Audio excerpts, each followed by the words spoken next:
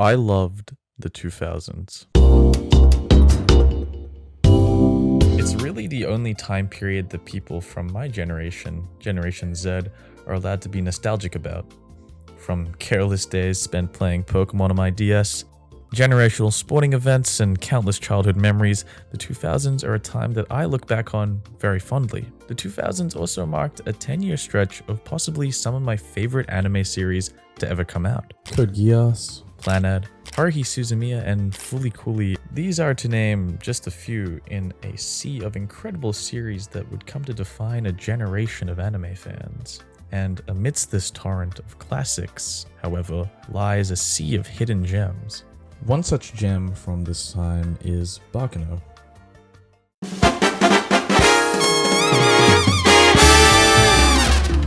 Baccano is quite different from your titular anime.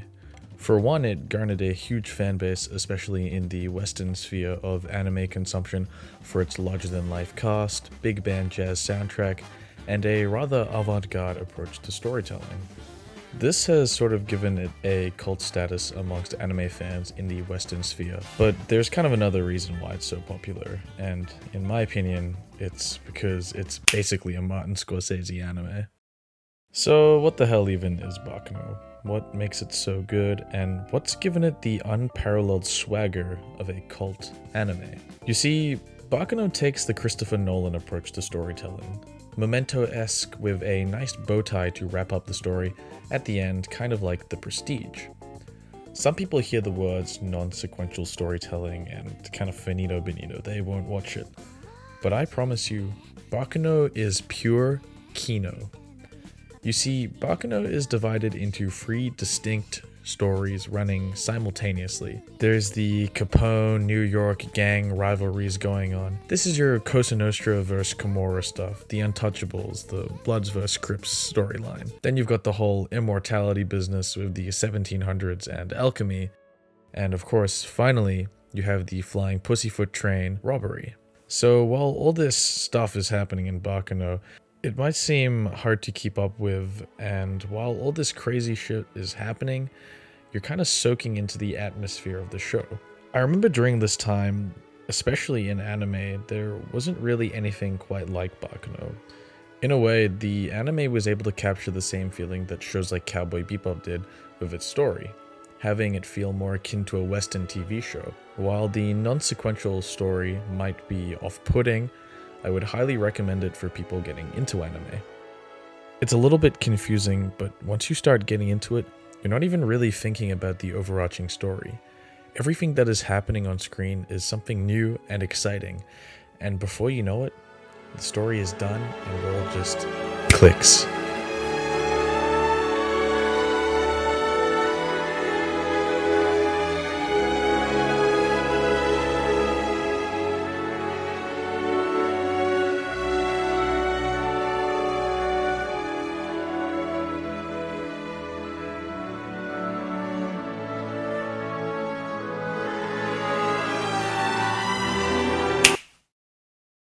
But of course, with such a loose plot, you're going to need a lot more than just a good story. You need great characters. Thankfully, Baccano has possibly my favorite anime ensemble ever. Baccano's approach to characters is also pretty atypical. First off, no main characters. Every character in Baccano could realistically fit the role of the main protagonist of any of the given stories. But instead, they elect to make the main character, well, really whoever you want it to be.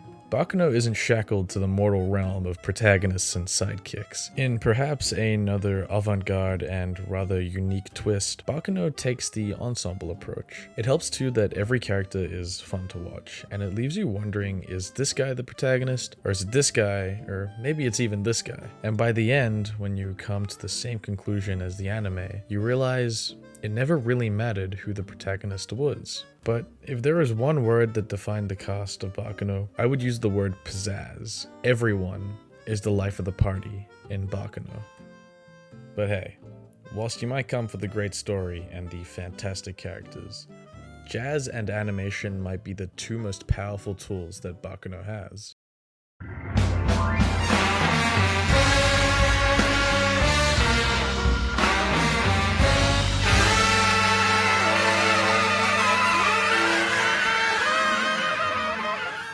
Very rarely does a soundtrack come along in anime with such swagger and character. It's also the only real big band jazz anime that I've seen.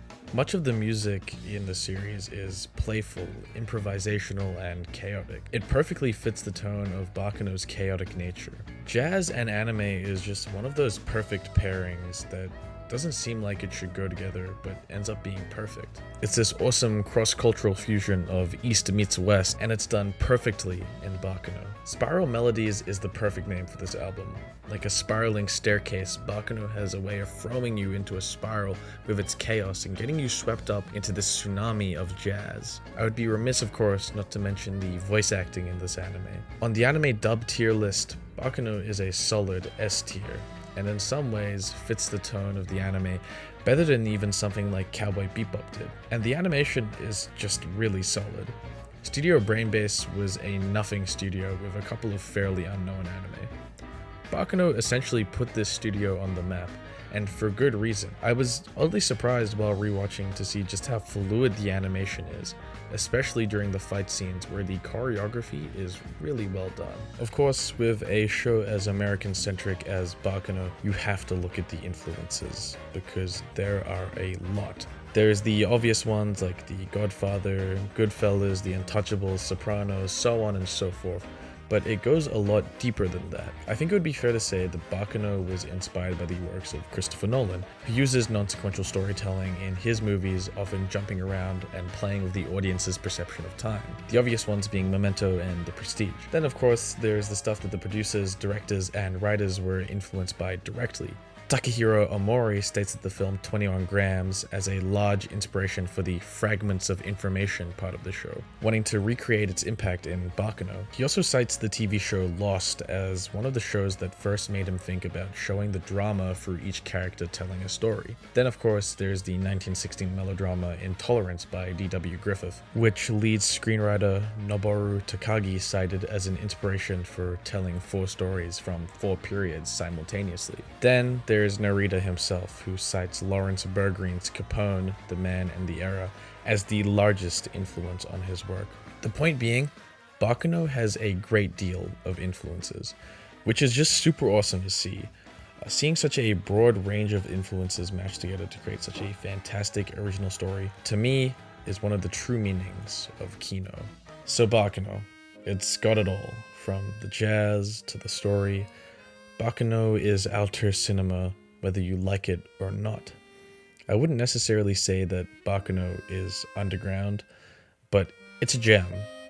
Though these days, Baccano is widely overshadowed by similar anime that are, to put it lightly, nowhere near as good as the original. I miss the old Kanye, straight from the gold Kanye, chop up the soul Kanye, set on his goals Kanye. I hate the new Kanye, the bad mood Kanye, the always rude Kanye, spaz in the news Kanye. I miss the sweet Kanye, chop up the beats Kanye. I gotta say, at that time I'd like to meet Kanye. See, I invented Kanye, it wasn't any Kanye. And now I look around and there's so many Kanye. I used to love Kanye, I used to love Kanye. I even had the pink polo, I thought I was Kanye. What if Kanye made a song about Kanye? Call I miss the old Kanye.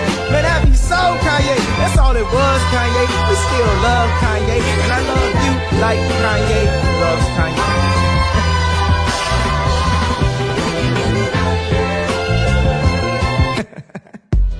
Yo, what's up guys? I just wanted to say thank you so much for the support on the Hunter x Hunter video and on the free rent video. Super pumped that that's almost at 10k. Super pumped with how the Hunter x Hunter video turned out and the response to that. Shout out to the Hunter x Hunter subreddit. You guys are awesome. But I just wanted to have a little chill video. Sorry it took so long for it to kind of come out. But this whole thing, just something light while I work on a bit of a script with this monster review I'm making. So anyway, yeah, thank you for watching. Hope you enjoyed, and I hope to see you next time.